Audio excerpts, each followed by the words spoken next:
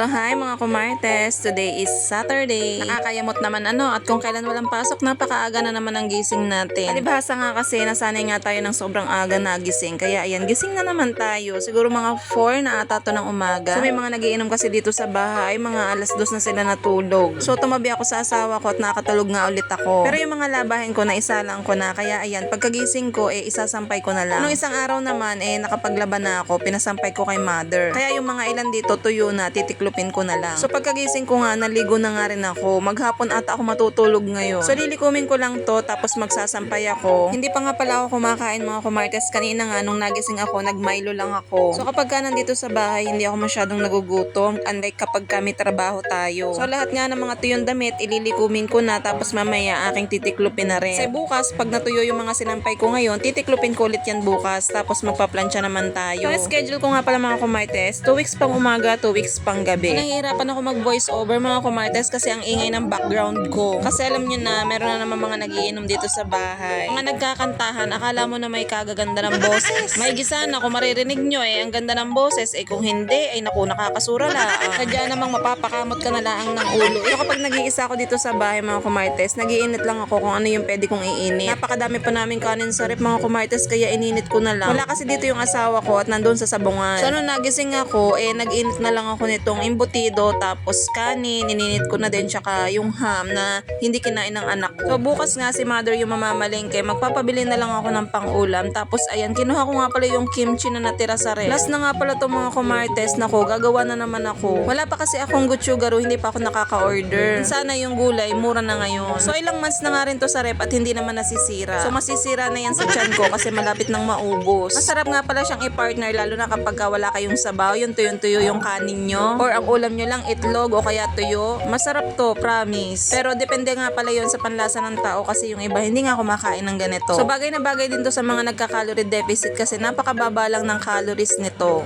So pagkatapos ko nga maglikom, kumain na muna ako kasi ako'y nagugutuman na. Tapos si Kurt may isinend na picture sa akin. Ayan lang yung sinend niya, picture. Tinanong ko kung gusto niya. Sabi ko nga madali lang naman gumawa ng cookies kaya ipagbibig ko na lang siya. Yun kasing sinend niya na picture, parang 65 pesos yun sa TikTok ang isa. So nakabili na kami noon kaya lang bitin. So sabi ko gagawa na lang ako. Yung batang yan kasi nag-start ako mag-bake, maliit pa siya. Minsan nakikiraw-raw yan. Tapos yung oven ko, matagal na yun mga kumartes. Kita nyo naman, maliit pa si Kurt. So pinag-ipunan ko yun nung nagtatrabaho nga ako. At ayan nga si Kurt, isa yan sa mga #1 fan at taga-kain kapag ka nagbe-bake ako. Kada magre-request yan nagbe-bake nga ako. Napatigil nga yung pagbe-bake ko kasi ako yung lumalaki, kaya tinigil ko na. So this time naman, kaya na nating kontrolin yung mga kakainin natin. Kaya ayun mga kumartes, pagkatapos kong kumain na, katulog na naman ako. Mga kumartes, hanggang dito na lang muna. Bukas ko na lang i-vlog yung kasunod nito kasi ang ingay talaga dito sa labas. Hindi ako makapag-voice over ng maayos. So yung kasunod nito, nagpasama ako sa asawa ko sa Pure Gold. Bumili kami ng ingredients para sa ibibake ko na cookies. So parang nagsisipa nga ako kasi parang 600 plus yung nagastos ko rin. Pero syempre yung matitira nating ingredients, magagamit pa natin sa mga susunod pa. Hanggang dito na lang muna mga kumartes. Thank you for watching. Bye!